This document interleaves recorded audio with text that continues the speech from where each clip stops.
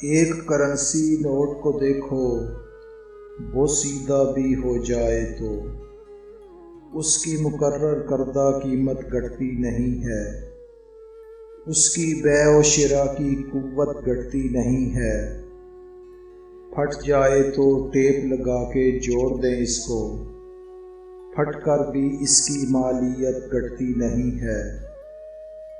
100 का फटा पुराना नोट भी 100 की कीमत रखता है।